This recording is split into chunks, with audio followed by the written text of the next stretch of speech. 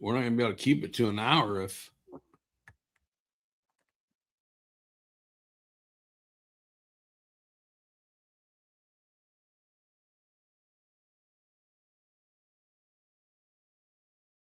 Hands on helmets. 10 seconds.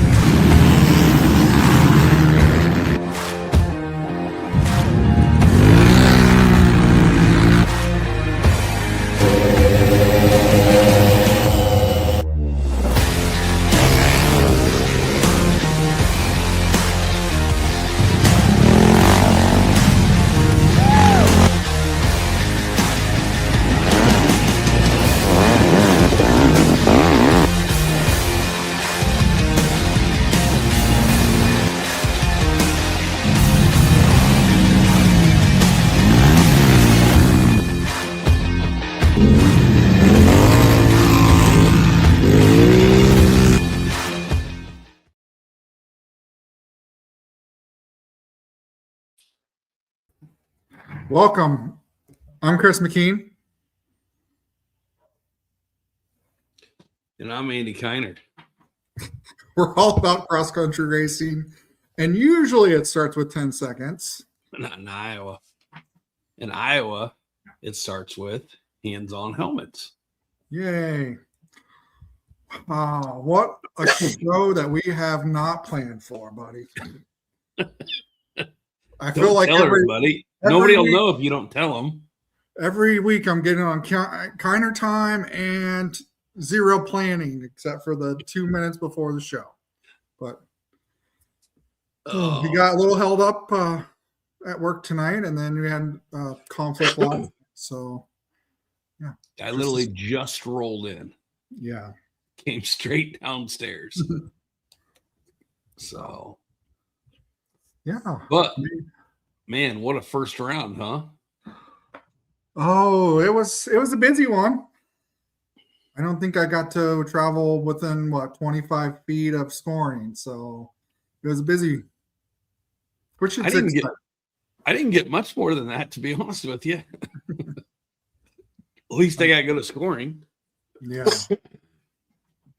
Overall, I felt like it was a good day, good race, good weather.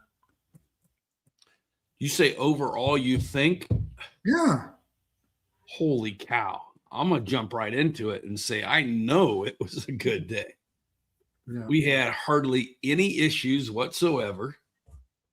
We had perfect weather. Mm-hmm. Even though a couple people found some sinkholes in the parking, it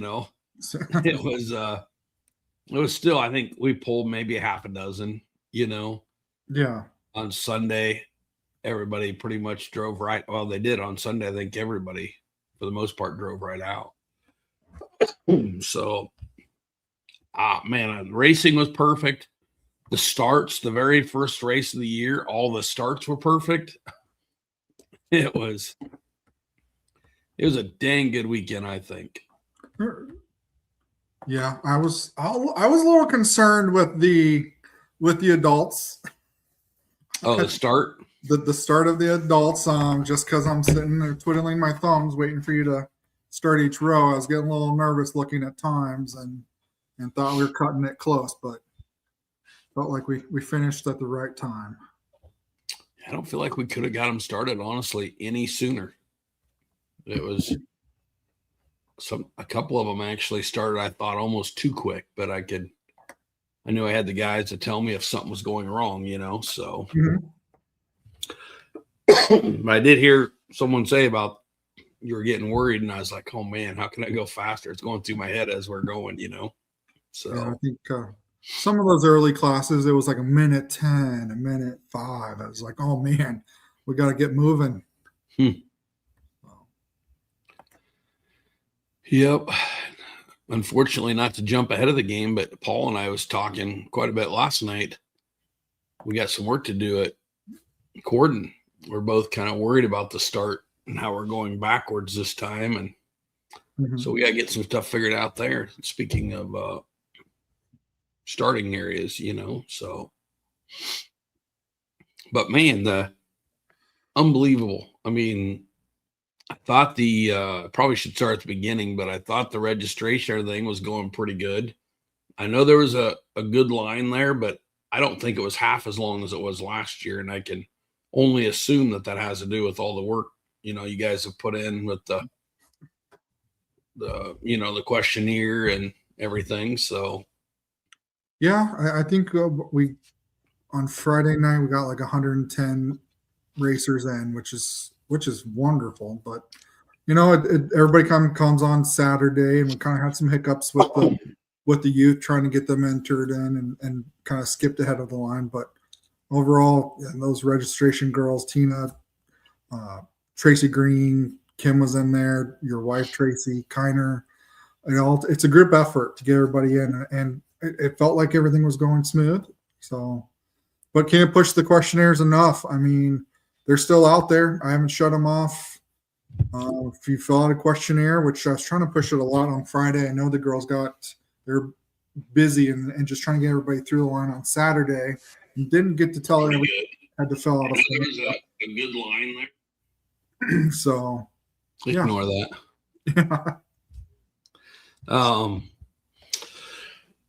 Yeah, I thought it went pretty good though. Even like I said, even though there was a little bit longer line than what we truly wanted to have, I thought it still went good considering first year. And I don't think it was half as long the line was as it was the first race last year. So I think it really helped. Once we get the youth AMA minor release forms all in our system, it'll go a lot faster. So yeah. The only thing I noticed going through awards too, I know I'm fast forwarding here, but speaking of registration, I only seen one thing, and hopefully people will correct me if the wrong thing is on the the awards, but the only thing I seen that was I think Jackson Carroll still had Yamaha instead of a Can-Am is what was listed, but I don't know if that was on his side or our side, but that's the only thing that I seen. All the names appeared to be correct, and everything. So the towns, and so okay. I thought it was good on that part. That's good feedback. Again, even if we are filling out those forms for the racers, they still need to look that over, and if something's not right, they need to correct it. And we did have another hiccup. We had in the adult session, somebody filled out a form in the A class, but they started B class, and that kind of hurt the overall scoring for B class as well as A class. So that had to be corrected. And it did. I think it reflected more in the B because everybody in the top three or third place was moved back to fourth place, if I remember right, because the person would have ended up third. Yeah. And it's hiccup. And we got to go ahead. And it's one of those where we got to stress that scoring's unofficial until we get it printed off. Yeah. And maybe we have you kind of stress that at the line as well, just because if you see Tracy there or Kim, they're sitting in a chair with a clipboard. They're doing the backup scoring, so we can make sure everybody gets scored appropriately. We had some hiccups. We had some people that weren't transponders weren't working at all. So we had to go back and rely on the backup scoring. But hopefully, I think I notified those that were bad. Hopefully, we'll get those corrected and they'll get new transponders before quartering. Nice. Yeah, I didn't see too many issues at all like that. So I thought it was really good. How was the television, the new display? I know you got some good feedback. You and I have talked about it offline. It was our first attempt live at it. We know I was testing it over the wintertime, and it truly was a last-minute decision to put the countdown clock.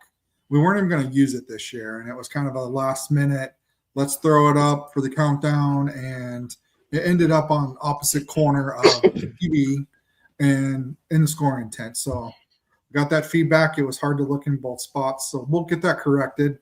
Value the feedback. It was productive, and we're going to continue to make it better. I think that's the big thing, I don't even know how to say this really, Chris, because you and I talked about this, but we, don't feel bad giving us feedback. You know what I mean? No. Even if it's bad, we need to hear it or else we can't fix it, because I'm just like you. I was amazed with that new TVs that you had, because I was standing, 20 feet away, and I could see it absolutely perfect. And I loved having the name on there, the class.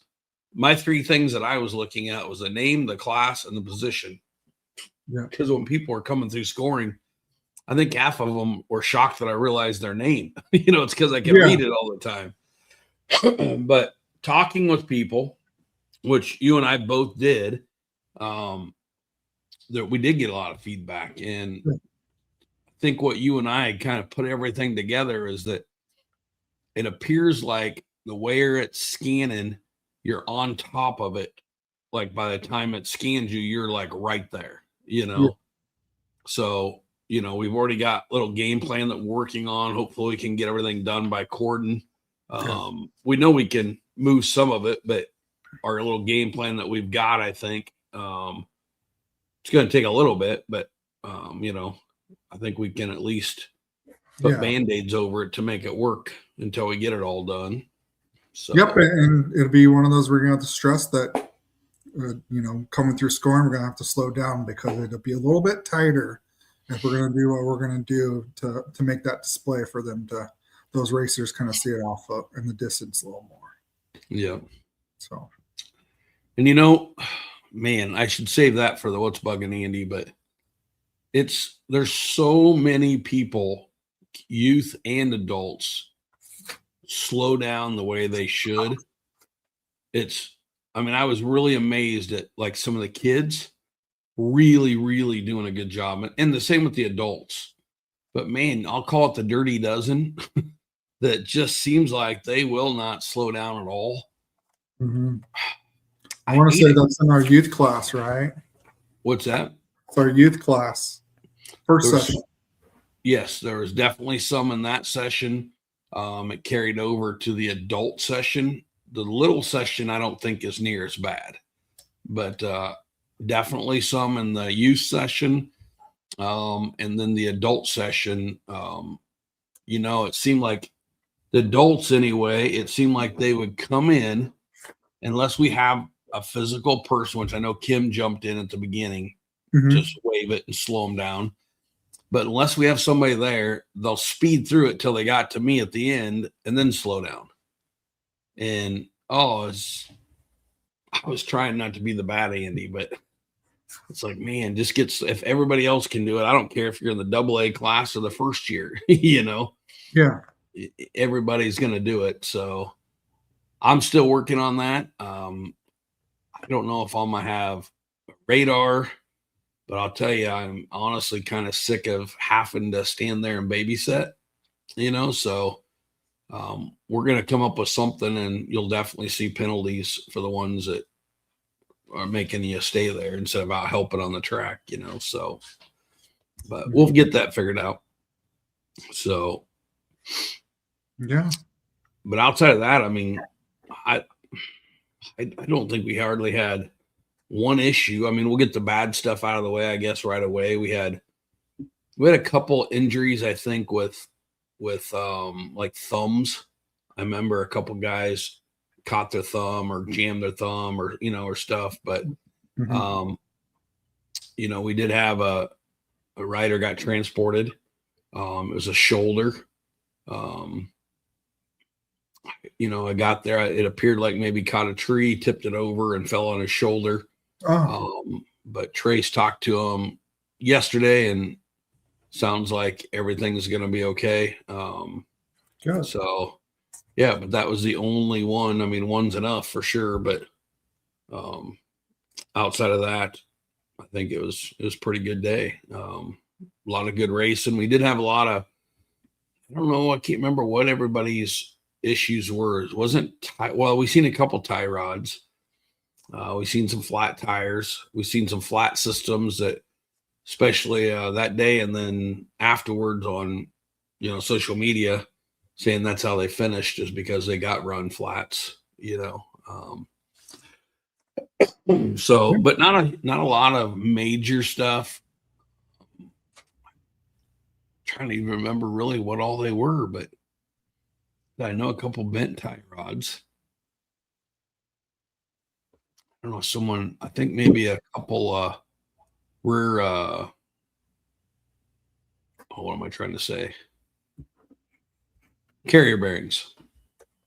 I think went out, but didn't see a lot of flipped quads, damaged quads. Cale George, of course, it sounds like he broke about everything. He broke his plastics, lost some exhaust, and we're still looking. I haven't talked to Daryl, the hired hand down there, but we're looking for his billfold. So if anybody over in that area happened to find a billfold, it's definitely Cale's, but I think somebody would have let us know if they found it. So yeah, looking at results, we got not a lot of DMFs, but there are some out there in the adult session.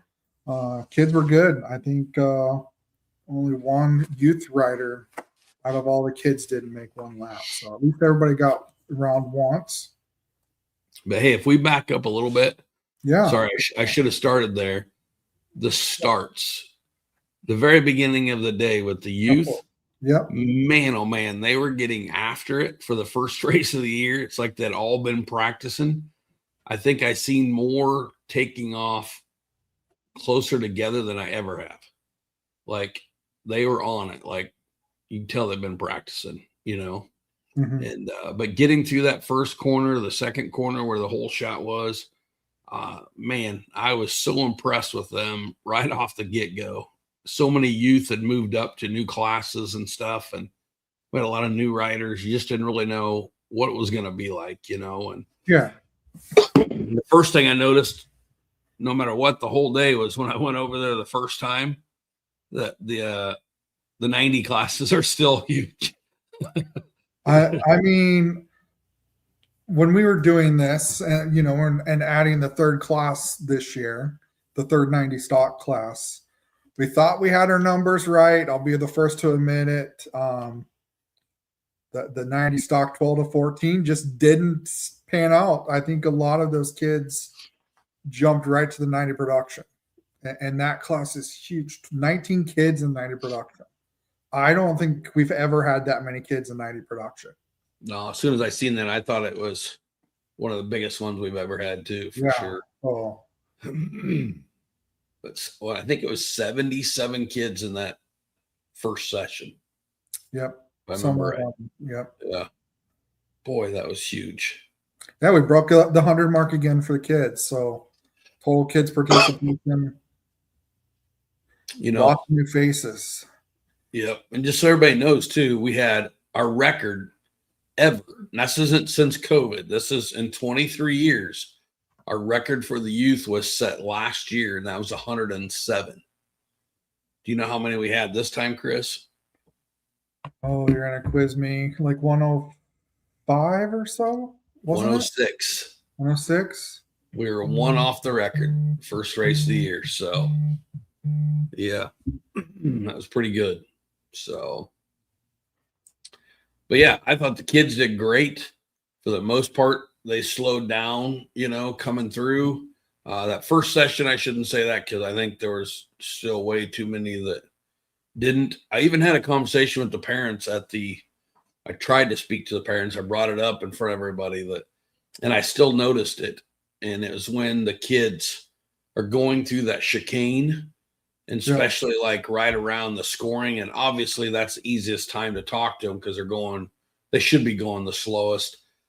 But I was telling them, it's like what you and I had talked about at the end of last year. It's like, the kids, we're telling them they got to be 5 mile an hour, but then the parents will go, go, go, and so then they take off out of there. And it's kind of like, who do I listen to, but I'm trying to let the parents know that's probably not the good thing because they're going to be getting stopped for sure. And it's going to cost them. So try to get them, after that, maybe telling them to go and stuff, or let the kids know for sure that Like, but it's just too easy to take off when obviously mom and dad's encouraging, or anybody else for that fact, friends or whatever. So, Yeah. But outside of that, I think it went really well. I think the kids handled the track really well. I heard there was a lot of pushing down in the rocks, like some of the kids navigating through the rocks and stuff. And man, there was so many more rocks than they'll ever see. That guaranteed, Chris, they seen more rocks this time, okay, than they'll ever see the whole rest of the year. And talking with some of those kids, I think that's some of them are like, good, just like, did you like the rocks? No. But the parents all like watch them navigate through it and how they got better each time. I heard a lot of that stuff. So, yeah. Hey, do you know if Shay Gilbelstein is watching? I cannot tell. I just got it up. It says Shay Gilbelstein is watching like 30 times. So I'm guessing she's watching. Maybe. I don't know what's going on. It's like all the comments is just her. So, but no, so I thought the kids did great. Then you go to the second session. Some brand new kids, and well, they're as young as 4 years old, and man, they just did a great job. Mm-hmm. We said we'd talk about all this stuff, so I want to be open on every time. We did have one or two that had tether issues, and we had one or two that had chest protector issues. Lack of, I should say. That's a very required, right? Yes. As of this is the second year that's been required for youth.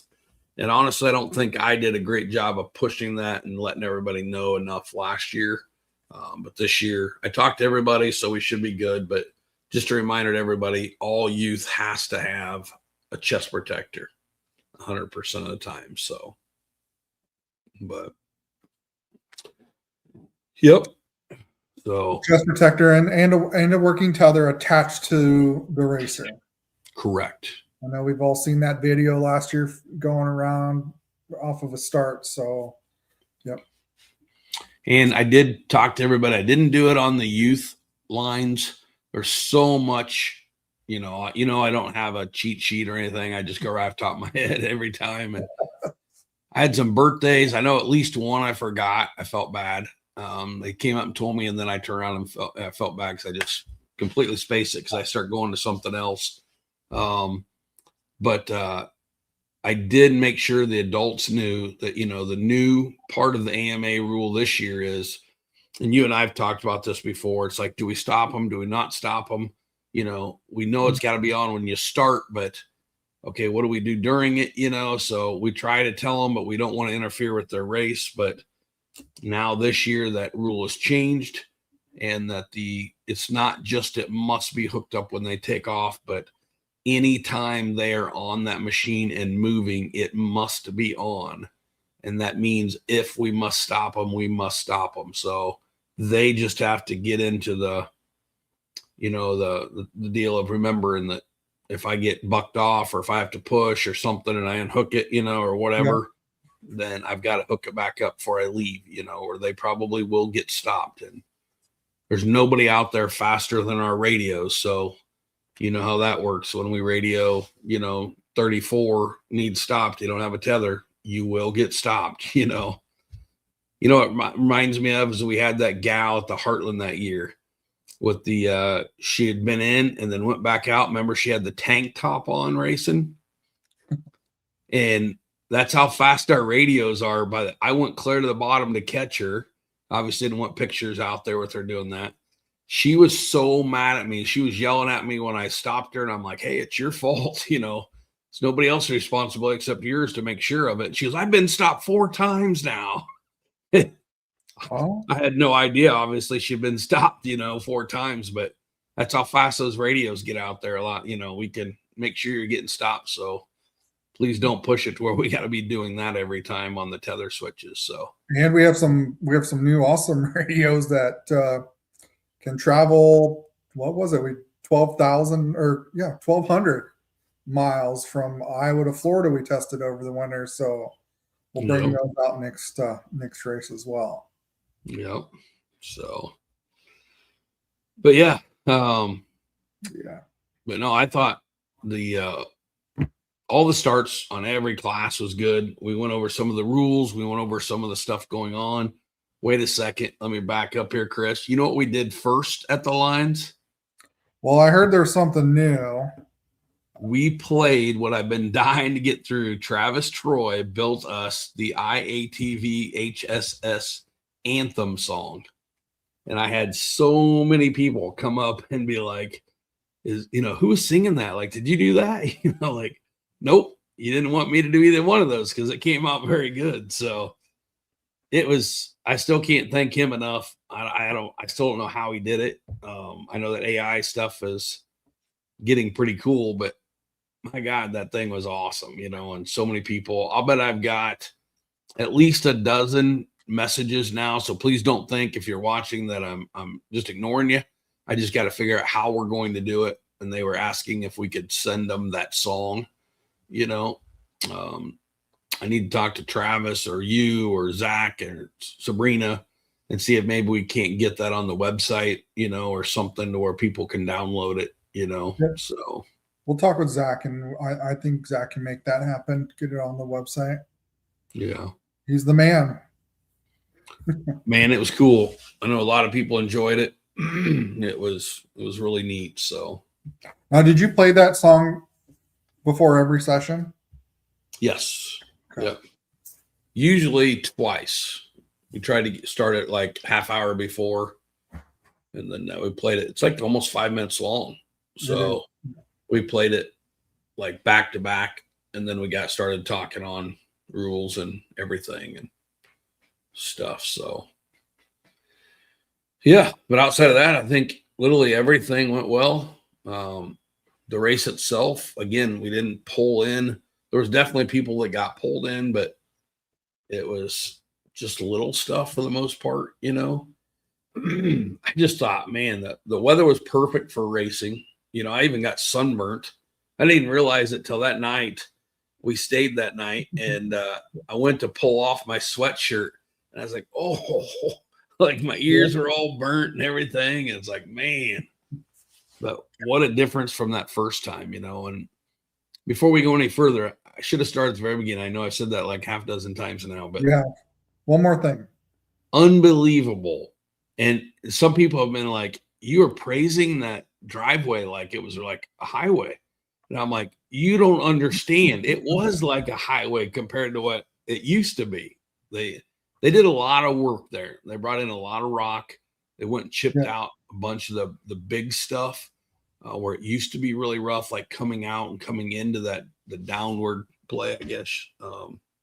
But I was amazed. At the beginning, we got that half-inch of rain on Thursday night into Friday morning, and there was some edges of it got kind of soft there. But boy, as the sun came out, Friday and Saturday, when I took the tractor back to the neighbor on Sunday morning, I was running it right down where it used to be pretty soft and the ruts were, and man, it was perfect. So. And people got to take in consideration.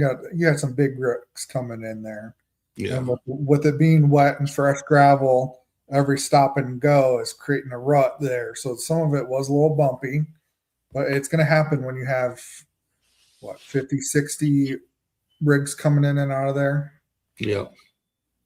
No, I was real impressed, and I've heard, I was real impressed with what they're talking already about for next year too. What we're going to be doing to the making. They're talking about making a little place where you can get over. It's just a one way right now, but a little section where you can get over with the rig and stuff in case someone else is coming. So it's definitely headed in the right direction. So, but yeah. And of course, that was the first whole shots of the year. So everybody qualified for the whole shot is already getting ready for $3,000 purse for a whole shot challenge at the end of the year, Murray. So we've got 24 qualifiers. No, not 24. 14 and 14. yeah, I think it is 14 20 for adults. Yeah. So already got some qualifiers. Not only that, but when we get the Pinland August 1st, that's how you're going to line up, is by, everybody, how they finished. All the first rows will be as points, so first place in points will be first, fifth place will be fifth, taking the line. So a lot of stuff to work up to for the end of the year and the Pinland.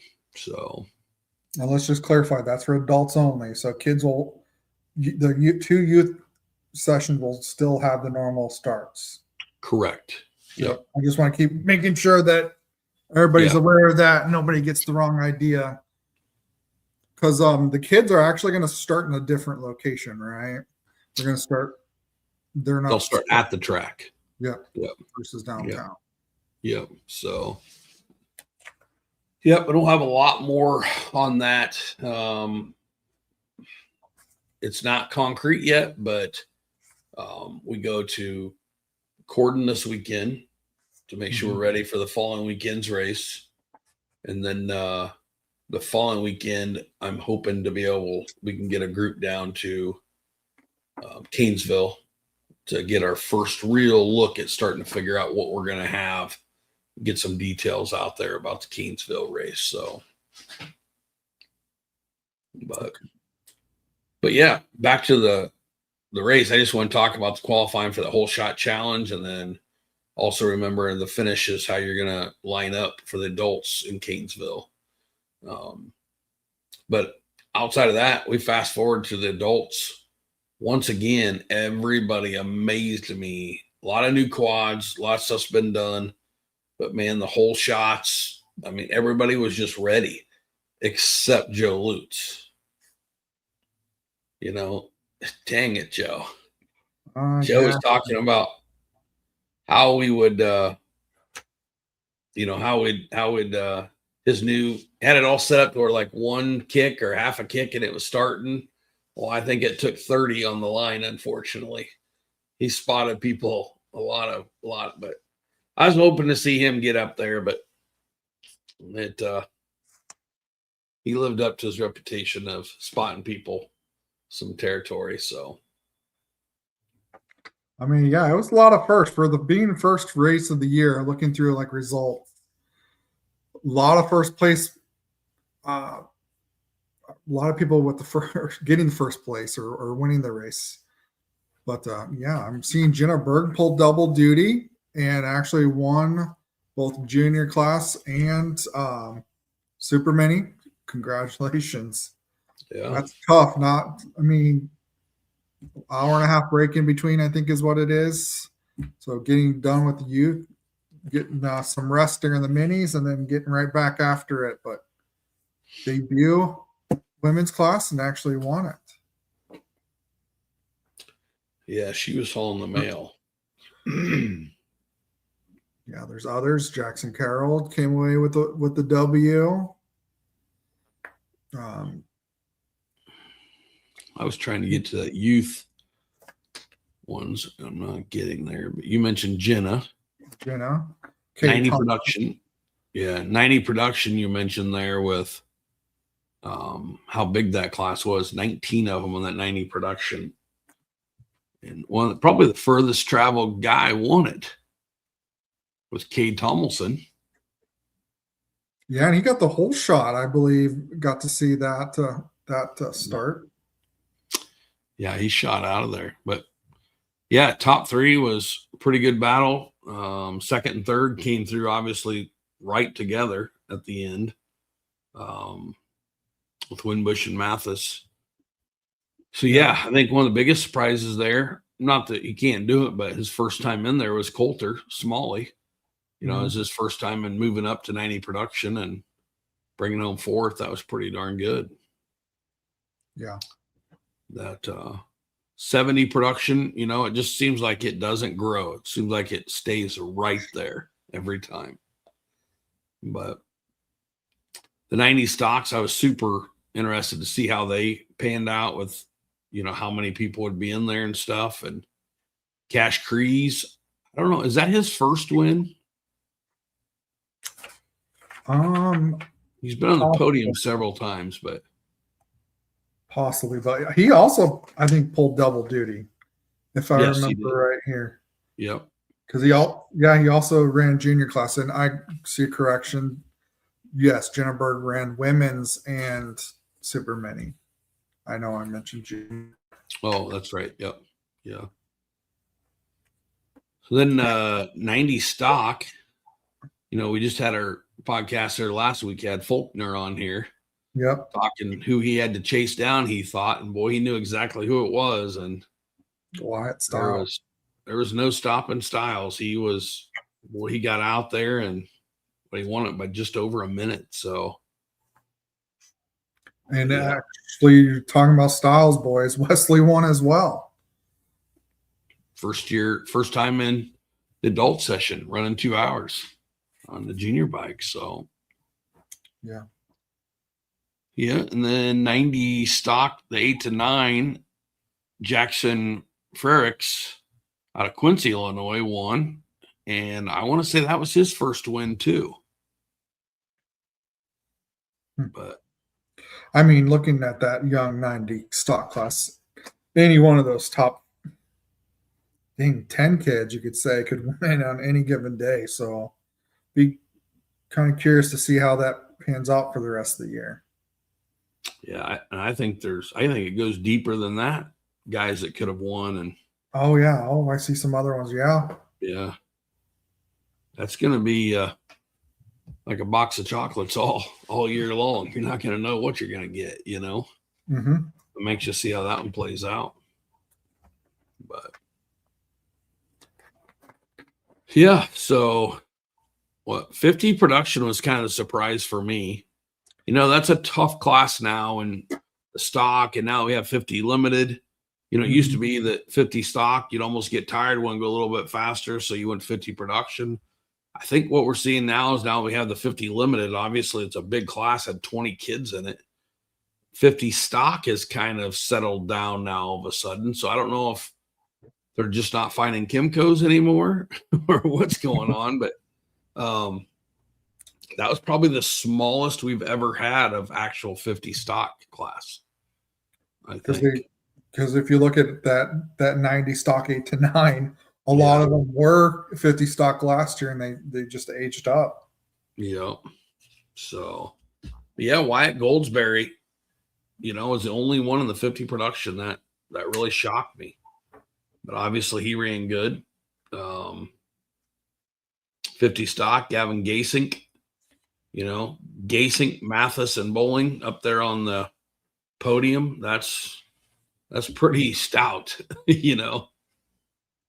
Again, I think either there's so many of them that could have won. It's, pretty interesting. So, and then the 50 limited, I didn't realize this till that night.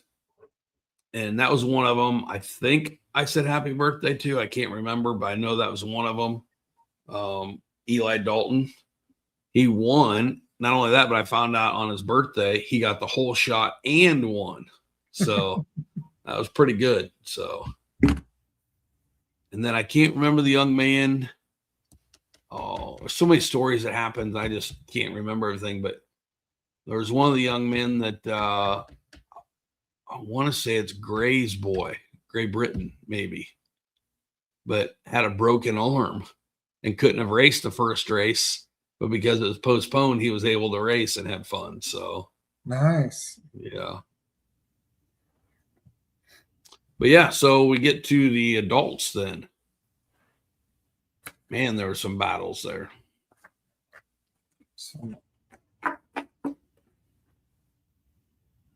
Go right to that overall in the AA. Cade Vanderpool picking up the win at the Vanderpool Construction Trenton round 1. That was pretty cool. He had one of his best runs I've seen him in. Not that he doesn't always, but he just put it together from start to finish, and it just didn't seem like he ever let up, So Krug and Berg and Brandt, You know, our champ from last year, Kyle Jones, was 5th.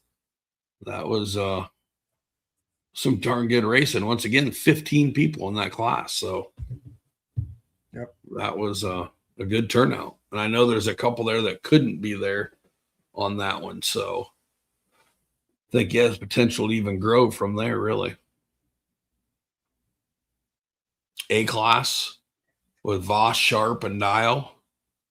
I know Dial was one of them that probably wish it hadn't been rescheduled. He had to jet right out before awards to get for prom. So I know we had several of those that had prom this weekend. So yeah, that A class is stocked. You know, it's got, again, kind of like the youth. Any of that top 10 could win, or even the whole class. Wow, you look at the whole class in general, that they're close and yeah, mixing it up. Yeah. You got your open utility. Is that Jackson Carroll's first win with us? Yes, I believe it was. I think it is. Picked up his first win. So Joey Miklas right there behind him. Kevin Weedy, our champ from last year. Yeah, that class is stacked again. So that's a class that's always been a good one for us as far as competition wise. Yep. Let's see, plus 30. Yeah, a mixed bag here, I would say. And look at second and third. So Kyle Krupp won, and he must, I can't remember what happened. I think he either got bucked off or hit a tree or something, but he was helping us pull a couple of them out that Sunday or Saturday night. And he wasn't getting around too good. He was feeling it. He looked a lot better on Sunday morning, but he was definitely feeling it. But Cody Westcott, it's his first time back with us for, I'm not sure how many years, at least 4 or 5 probably, and pulling second and plus 30. And Zach Johnson coming back, pulling third. That's a big welcome back to those two. So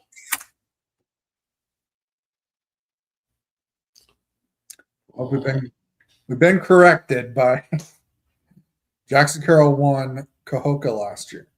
Oh, he did. So picked up his second win. Gotcha. So let's go right down these real quick. B class, Colby Baker, Justin Murphy, Jason Malco. Yeah. Yeah, and again, if you go down that's the one we're talking about, 21 people in that class. And there's some people that's won races. There's some people that's won races before and just came back, you know. But man, there's a lot of names with a lot of experience in that class. Colby Baker, maybe people don't recognize Colby's name right away, but that's Brian Baker's son. Brian, kind of a folk hero in Missouri, and both him and his dad come back to race with us this year, and they both won. So he put on I didn't see the overalls where he finished there, but he had a really good showing in B class there. So plus 40. His dad won, Brian Baker. Yeah. Steve Jones. Looks like plus 40. I don't want to say that Missouri riders are getting old, but plus 40, it looked like, was pretty much owned by Missouri. Well, we didn't even have an Iowa guy. Our first Iowa guy was 7th place. David Moline went Missouri, Wisconsin, Missouri. That's pretty good. A lot of experience down there. So Schoolboy, I think that's going to be one to watch this year.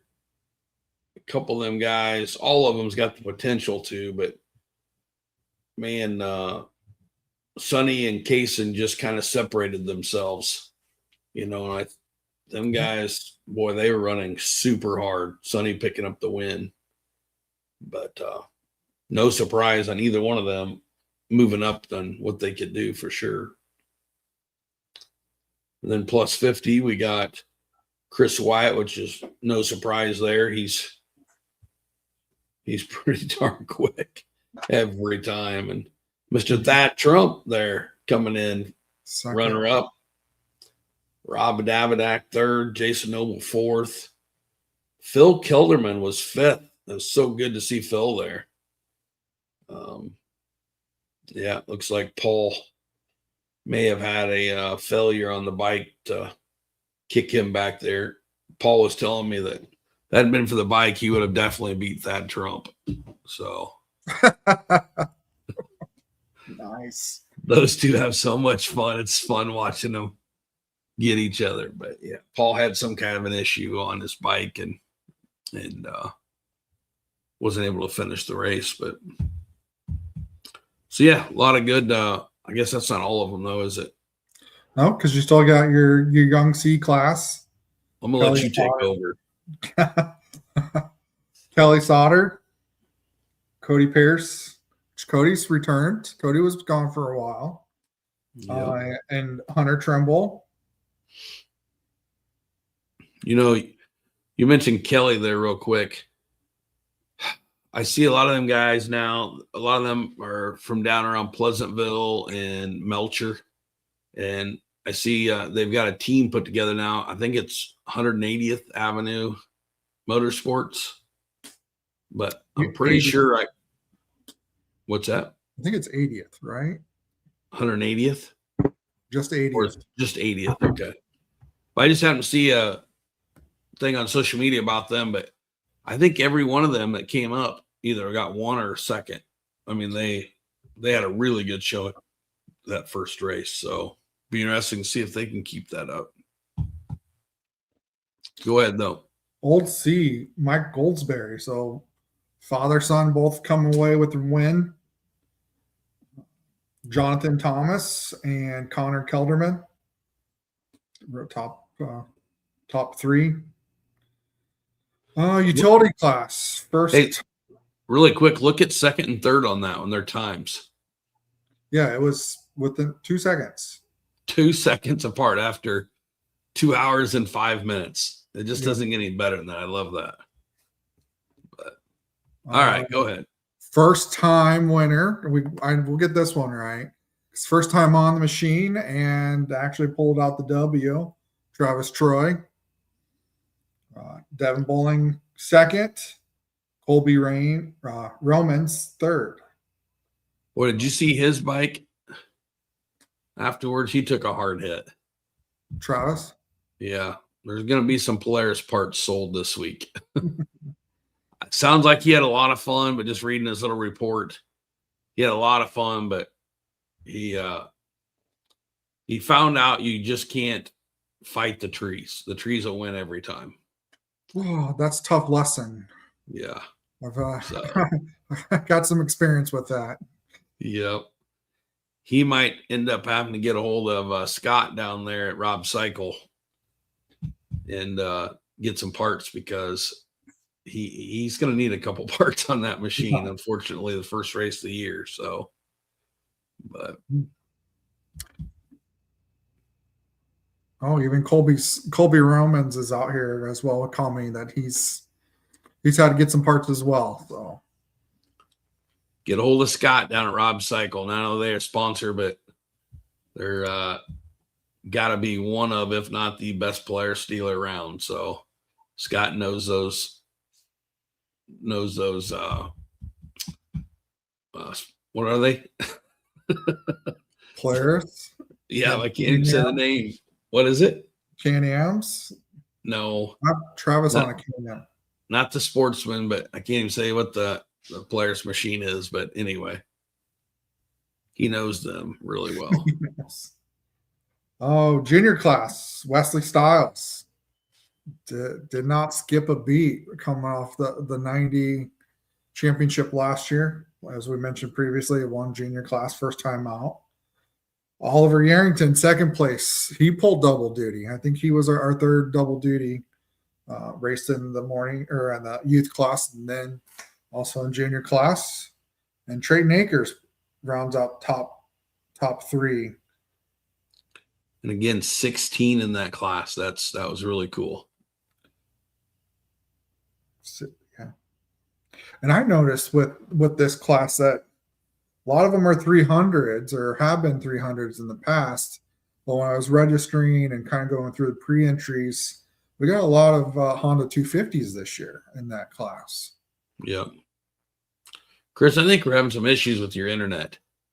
You're freezing. Yeah, you're freezing up a lot. I apologize. We'll fix that in a couple weeks. Yeah. I just thought, it's just more scoring issues. I wasn't sure. Probably. But it's MediaCom. But we'll transfer back over to Google Fiber in a few more weeks. Yeah. So I know you talked a little bit about the women. That runner-up, we know Jenna real well. We know Bailey got 3rd. Runner-up, that Lily Pasco.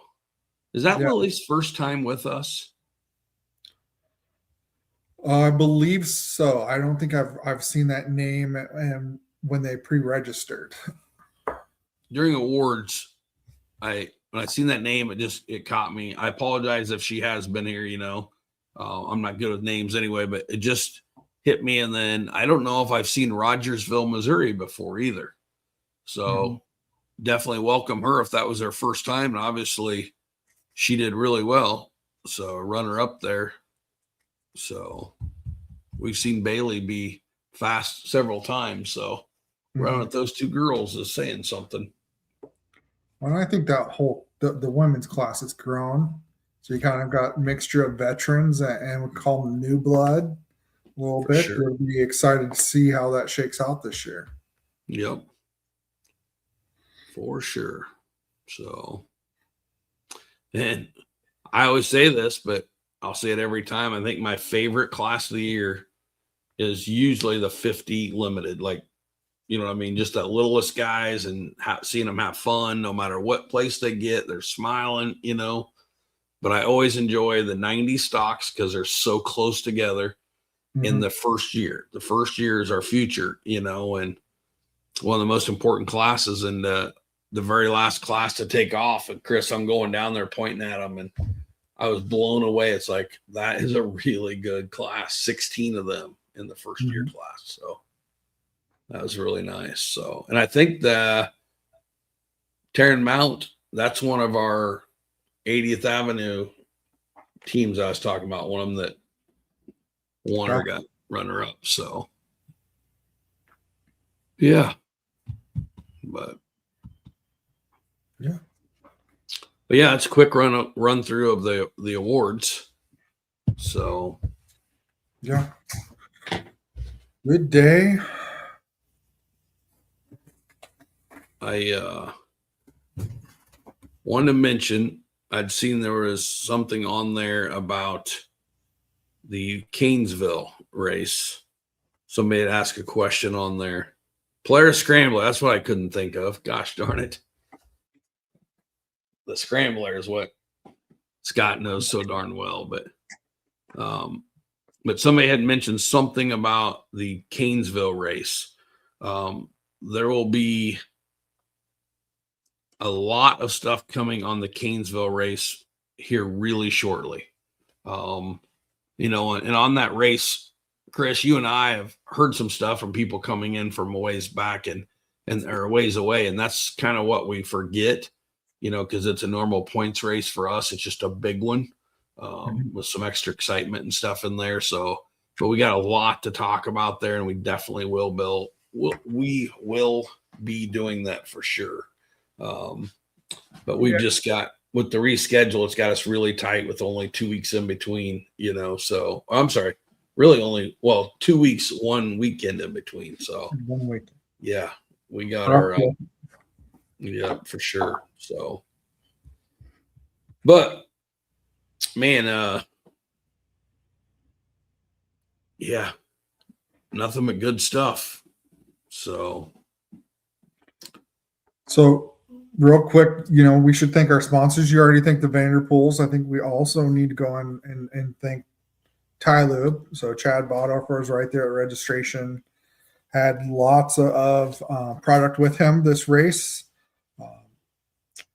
Answered lots of questions. I referred quite a few people over to him to ask some questions about his product. So as always, he's there. If you need race fuel, bring 5-gallon bucket or 5-gallon gas can and fill it up for $80.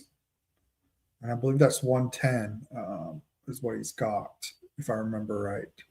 Was that so? Yeah. I got my filter oil from him this weekend. I'm glad to get that. So Good. Yeah, then obviously we talked about on the starting line, but Power Sports Share being back as a title sponsor this year. They're still fine tuning everything there, and we're going to have them on here pretty soon to talk more about that and let us know where they're at and what we can do to help them getting people signed up. So, yeah. We got the Zach Schrock gloves given away this weekend. Yeah, who got those gloves? Boy, maybe somebody can tell me. I'm so bad with names. So it happened during the mini session, right? Yes. So, Man, for the likes of me, I'm trying to think if. Oh, here, I got a picture of it.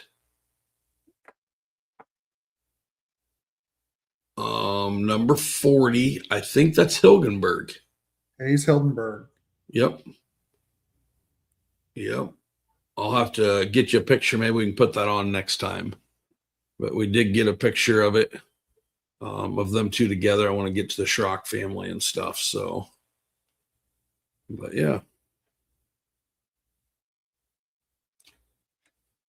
Yeah. So yeah, it's definitely a good weekend. Good way to get the season started. Brand new track last year coming up for the second race at Corden. Two completely different sides. One really tight. One's a little faster. Some more open. Both of them just a heck of a lot of fun though. But it's like after that race last year, everybody was talking like two different worlds. Over there. So, but yeah, it'll be a good race.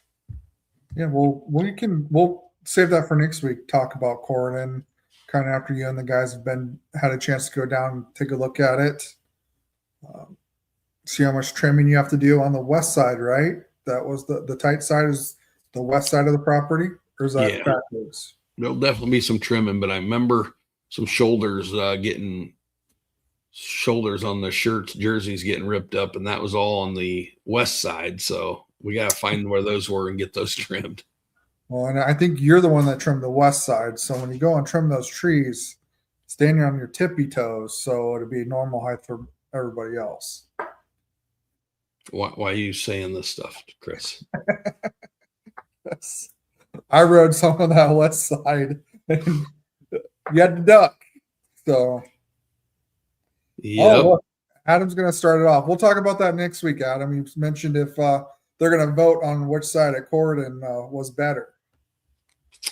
Well, I don't see that being like a big competition myself, so we'll see. It might change thing on where the scoring is. Scoring will be flipped completely from where it was last year. So they'll be going up the hill in the pits instead of down the hill. That might make it a little easier to turn. So got a little slick down there at the bottom a little bit. So yeah, well, and we still got to work out scoring to make sure that we have enough room for everything. Yeah. Yep. So nope, should be good. So. Anything else on the race? I feel like we could talk about it all night long because it was even coming home and people asking me, at work and, just friends here at home, family, like how'd it go? It's like, I can't even put it into words. It was just such a good weekend. And I got to say this, Chris, real quick. I got to say thank you to Jason Hostetler, the neighbor right across the street. Every year he's very, very generous. I know he's not on here listening by no means, but I just got to tell you what he said. This guy is a great businessman, just a great, great guy, great family. Okay. And man, it choked me up a little bit. Him and his daughter had brought the tractor over, the big one. Okay. Mm-hmm. And I was running back home and we left and I see him shaking his head and he was just thinking, I could tell just the wheels are turning. And I said, what's that about? Or what's up? And he's like, I'm just sitting here noticing. He goes, there must have been 20 kids out there. You remember that with all the bicycles and, riding and playing and there's frisbee. Yeah, there's just so much stuff going on. And he's like, man, he goes, just what a blessing it is to have this many parents, involved with the kids, bringing them out to something like this. And he goes, when I see this is what he told me. And at first I was like, it kind of caught me off guard. And then I realized what he was saying. But he's like, just seeing all these kids and all these families tells me these kids have a chance. And I was like, what? He's like, of course, I'm thinking racing when he first said this, and he's like, no, he goes, they actually got a chance in life. They're not buried in, telephones and computers and video games and stuff. They're out getting dirt underneath their nails. They're getting scratches, they're riding their bicycles or, meeting people, knowing how to talk. And that's coming from somebody that's never at races, never. And it was just cool to kind of see his first kind of take on things, and he was absolutely right. We talk about this all the time, that how special it is, truly what makes the series what it is, having the parents and the kids out there spending time racing together, it's amazing, so. Yeah. All those kids Saturday night. Or Saturday afternoon, Saturday night, going through those mud puddles up where everything was at, scoring and the awards. I was trying to get one of them to do a mud angel, and nobody would take my offer up. They're riding those bikes through that puddle, though. So. Yep. Oh. Yeah. So. What else we got? I know we're over your time limit. Yes, we are. So I know you were dying to do this, okay? And I mentioned everybody at the awards we were going to do this. So I am going to do it, Chris. No arguing, no talking me down. Okay. It's very important for me this year to do something called the penalty box. And the penalty box, as you know, we have issues that happen during races and we handle it, but we don't. I've never been very good at actually putting it out there and talking about what has happened, and I think it's so important to be transparent on stuff that's happened. So people understand how it was dealt with and everything else. And, and we're not just, sliding stuff under the carpet, so to speak. So we had an issue this time. A video is presented to me. I didn't get home in time to get you the video, or else we would have played the video. But the video clearly showed going through the timber instead of staying on the track. I'm just kind of summing it all up real quick. It showed the arrows turning and the individual went straight and went through that. So the natural thing with that is, we've always told people, if someone just comes up and tells me that happened, no offense to anybody, but I can't go with that, or else everybody would be penalized. It's always said that either our guys or video proof in order for us to do something. This time there was video. When the video was presented to me, it wasn't that somebody did something wrong. It was questioning if this is okay, So what I did right away is we started calling the committee.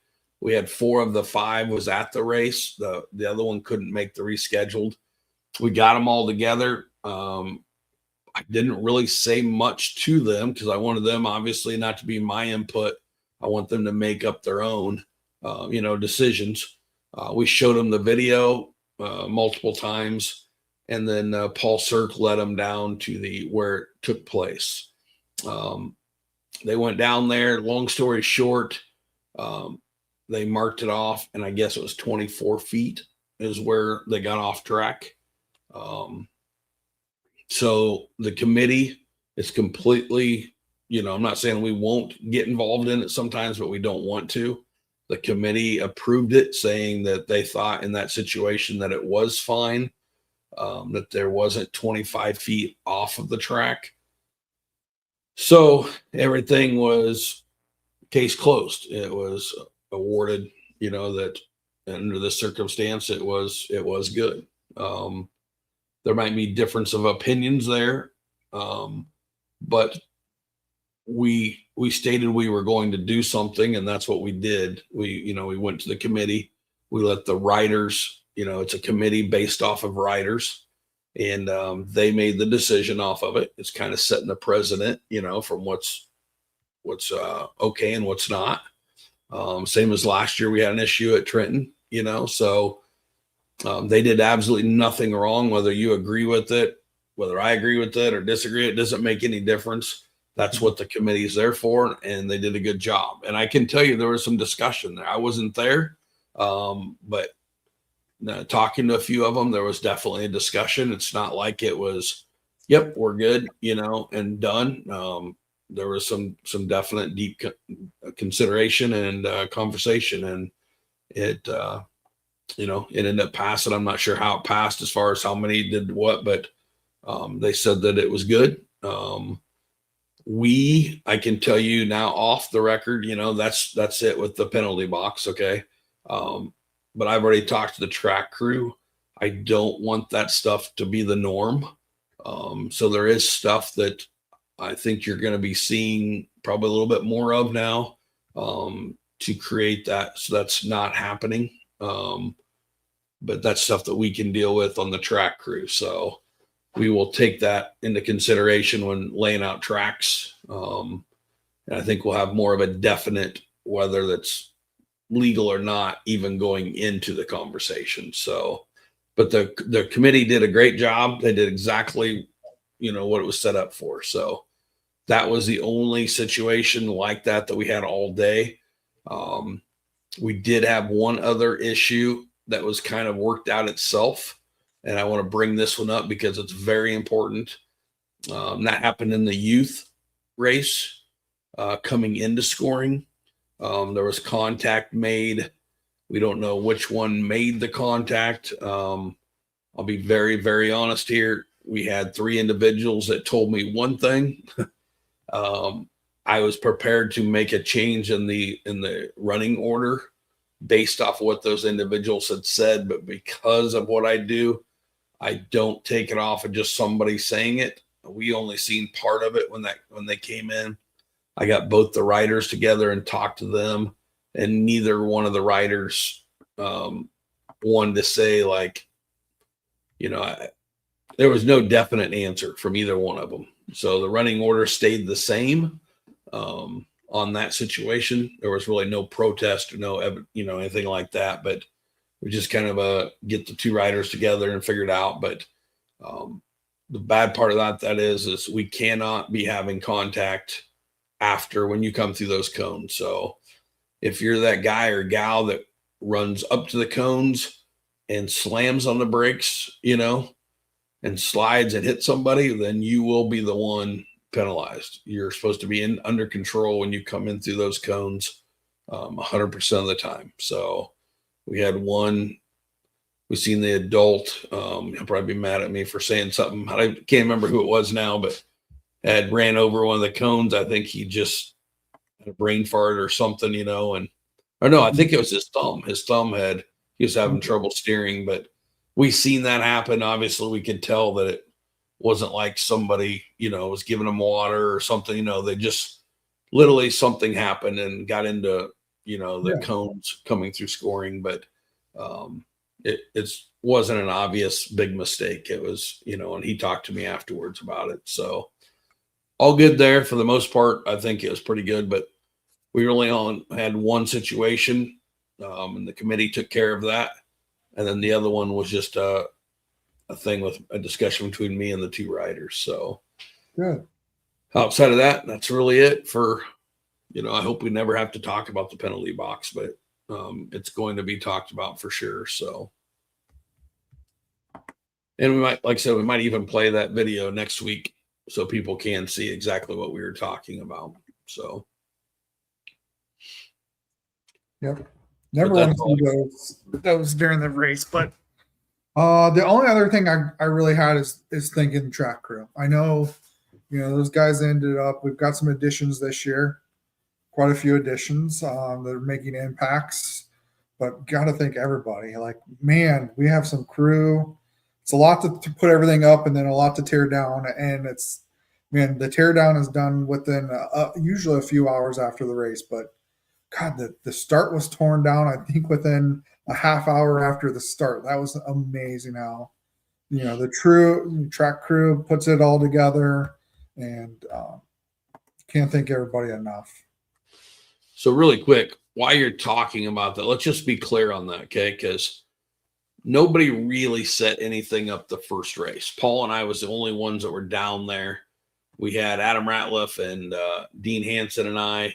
It was just such a work day. I mean, I don't know if you've seen the pictures, but holy cow. I mean, them guys couldn't hardly walk when we got done working that day. So it was really, really hard day. It was hottest day down there, I think, so far this year. But then we get ready for the race. Paul Sirk, always one of the first ones there. I'm not trying to, pull any strings here, but obviously I beat him there this year, which is kind of rare. I just want to get that out there. I did beat him there, but that is very rare. But Joe Moeller, Paul Sirk, Dean Hansen's a new one this year with us, Mike Smalley, Brad came down on Friday. Gosh, I think I'm probably missing somebody else. I feel bad. But them guys busted butt on that track. Not only that, but remember, we were getting rain Thursday night. Into Friday morning, we knew it. So they collectively made the decision to not aero very much on Thursday. So we went through that whole track on Thursday, working it top to bottom, putting laugh out and stuff, trying to make it as short as we could for Friday. But they went back and basically aeroed everything on Friday morning. And so they really did a great job. Always, but you mentioned it, and I'm with you there 100%. After the race, the Joe Lutz family, Dustin and Morgan and Melinda, and them guys just rock it every time. You're exactly right. When we just got done with the start of the last race, I seen them already picking stuff up immediately. And it's amazing. When we got done, you're right, pretty much everything was picked up thanks to them guys. And they do it every time. We can't thank them enough. I think maybe it even get started even quicker if, Joe could do his part and get off the line quicker. He's delaying it maybe. So, but good. Everybody, did a great job. You guys afterwards helping pick up and load trailers and stuff, it's everybody's so appreciated for everything that they do for sure. So takes a village. Yes, it does. All right.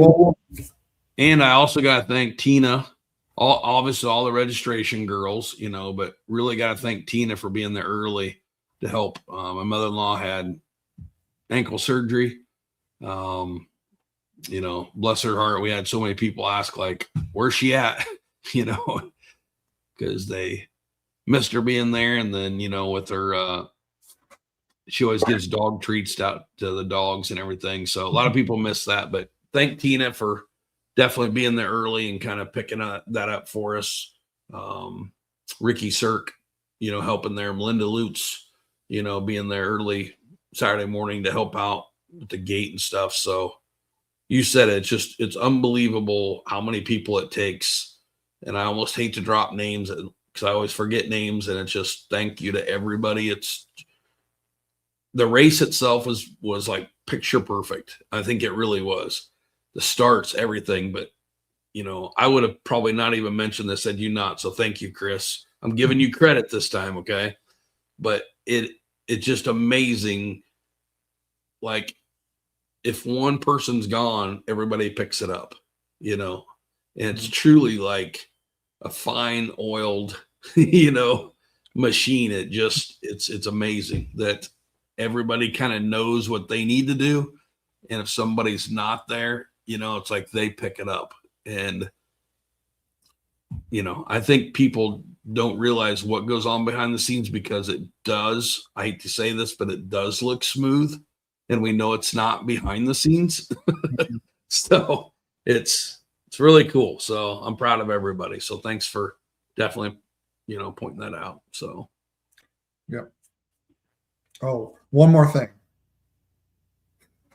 I gotta be nice to you. Yeah, I have to thank you too. So can't give you too much props, and we're spending too much time on it. But thanks for getting the scoring tent set up for me. I'm expecting that for the rest of the year. So once again, Joe Lutz had a lot to do with that too. So. Other than that, I know that I forgot personally to. We got a message here, but need to give a shout out to Piper and Rick Pippin on their birth of their baby girl Kinsley. So I forgot to mention that last week. Sorry, I know it was out there. I know we don't write things down and go off the cuff. We always forget things. So wanted to give that shout out. Are you getting used to that? Oh man, no, it's driving me crazy. Because if you were to look, I have notes everywhere. Yeah, going off the cuff is not my thing.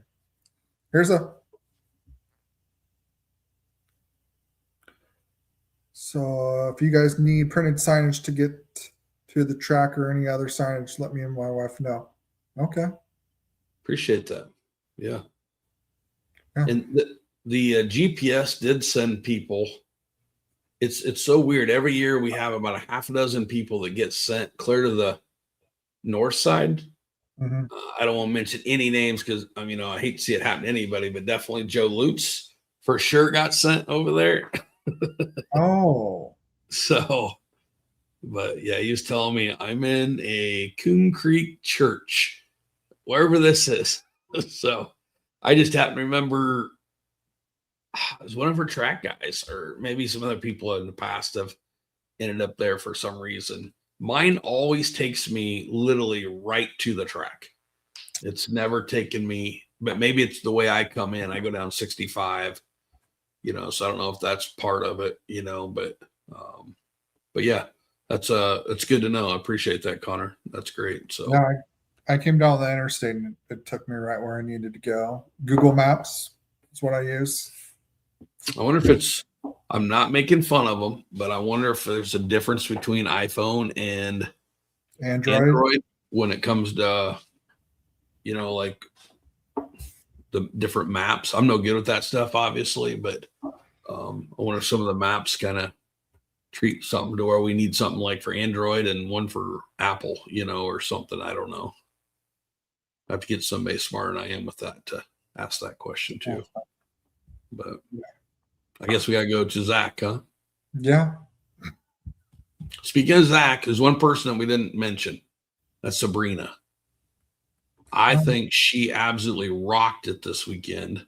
I seen some of her pictures. I just looking at them today.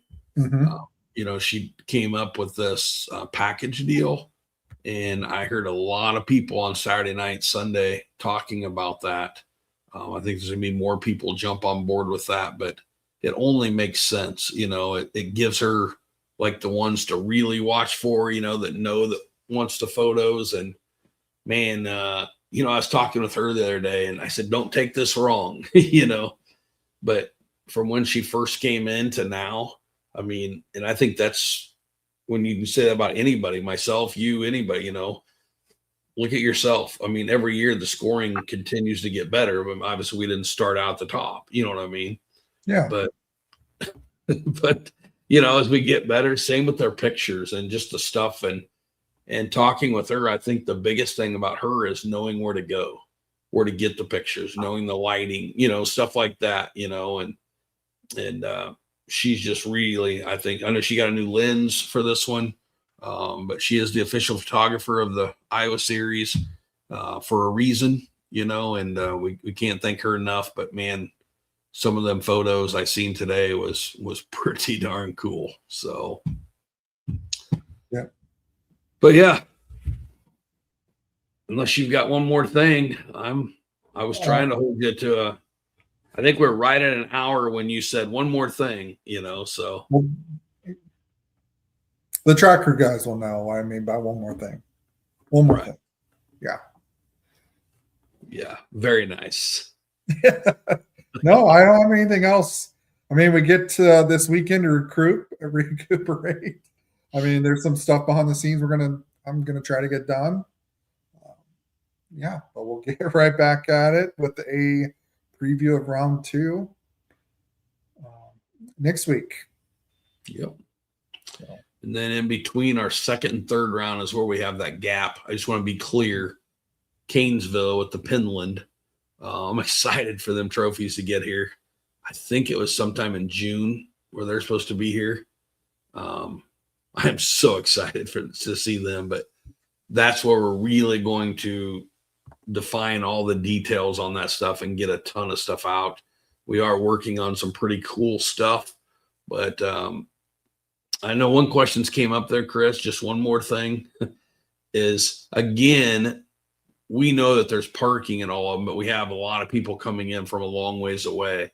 And just to be clear, and we'll get some stuff out. I know that all them people aren't watching on the podcast all the time, but there's definitely parking there. We have a huge area for camping and everything. And so camping will definitely be, matter of fact, if there's any race that you're going to camp at this year, I highly encourage you to do it at Canesville because of all the fun stuff we're going to have on Friday night. So, but yeah, so definitely camping, fun stuff. I think we're going to have 3 different food vendors there. So there'll be all kinds of stuff going on, but we'll have all these details coming out. We're pretty tight between the 2 races this time. So we are tight. We got lots of things. It's going to start picking up and we're going to be, one race to the next. We've got the state fair coming up as well. Yeah. So we'll start shifting gears, and I believe that pre-registration's open for that. So we are going to do a cutoff. I'm going to flip the switch on you. I don't know if I've talked to you about this yet, Andy, but we're going to have a hard cutoff for state fair this year. That's fine with me. I mean, we'll figure out what that number is, but we got to keep it under control. Can't because of the way we do the scoring, it's all done by hand, and to keep the show moving along, we got to limit some of that stuff. One more thing. Since you brought up state fair, it's ironic that today I just had one of our racers reach out and ask me if 100% we were doing the state fair race. So people are already thinking about it. But here's the thing. I have nothing against TT or motocross or anything like that. But I always get that one thing people complain about. It's like, well, I'm not I'm a cross country racer. I'm not a TT guy, or I'm not a motocross guy. You know what I mean? Flat track guy. And these guys have all these setups. Yeah, we allow any setup coming in. You can race whatever you want, during this. But man, I'll tell you what, I was so proud of our cross country racers. Above anything, it's like they outshine, and I'm not afraid to say this, almost any other discipline, because they're used to everything. We hit the jumps, we hit everything, we hit the sand, we hit the rough stuff. When it started raining, it was like schools in session for their cross country guys. You know what I mean? Yeah. And they were leading it. They were, having class. But with that being said, for the guys that don't want a TT guy in there, all fully set up, which I have no problem with them being there. I want them there. The circle track guys, the TT guys, the motocross guys, whatever it might be. There's one little secret that could eliminate that, Chris. We announced to our people, our series, very first at the banquet when it was going to be. I'm pretty sure registration is open. You realize if we go back and look at that B class that we just had this weekend, not even every one of them could sign up. There would be 5 people left out of that because we're only taking 16 people, correct? 15 normally. 15? I thought we did it. I thought we moved it to 16, so it was 8 and 8 on the heats. Whatever it might be. Yeah. Whatever it might be, we'll get that. But what I'm getting at is if every one of those B class guys signed up, there would only be cross country guys in there. There's a $10,000 purse for just ATVs. You do not hear of that, okay? On a short course like this, it's mainly a TT, but if every one of our people that were there last weekend, even the AA, if they were all to go and sign up tonight, all of that $10,000 purse would be shared within our series. You realize that? Yeah. They could lock everybody. The only time we don't do that is on the youth divisions. You know what I mean? The youth, we've allowed 20 people in there and stuff. So, but yeah, if they went and signed up, that $10,000 is staying within the series, our riders. So, but again, I'm not saying that to eliminate any of those because last year that AA race with McGill and Shorty and oh boy, I can't think of his name now. From over in Western Iowa, they put on that show at the that was one for the books, So I love seeing the different disciplines go at it. It's amazing. So anyway, we'll get more to that, but that is August 15th. So. All right. You almost made it. You've made it over an hour and a half now, Chris. So. All right. Glad I could help with that. I mean, so much to talk about to fit in and get in and get the information out to everybody. Sometimes it goes over. We try to limit to that hour, but once I get you started talking, it's one more thing. So next week will be a preview for round 2. Yep. We won't be able to slide too much in there, but I know we'll have at least one guest on next week. The following week will be obviously going back over that race. But I know we're going to have one special guest on there that week. We're going to start dropping some stuff about the Pinland. We'll have a couple very special guests on talking about the Pinland. So we got a lot of stuff coming up, and that's not to mention that we go into a little stretch there where we have Mount Pleasant, Cahokia, and then the Pinland. After next weekend, Chris, the Pinland's in 3 races. That's crazy. I believe. Yeah. So we have the Pinland, and then we have $10,000 purse 2 weeks later. There's a lot going on that feel like tomorrow, it's going to seem like tomorrow or next week, we're going to be on here like, where did the summer go? So, yeah. But at least we got some great families, some great racers, friends and families, the whole track crew. If the summer goes by fast, it's because we're enjoying and having fun together. So I'm all for that. And we'll return to our regular Tuesday next week. That seems to be the day that works best for both of us most of the time. Yep. We'll see everybody next Tuesday. Thanks for staying tuned, and we'll see you in a short week and a half. That's crazy. Sounds good. Thank you. All right. Thanks.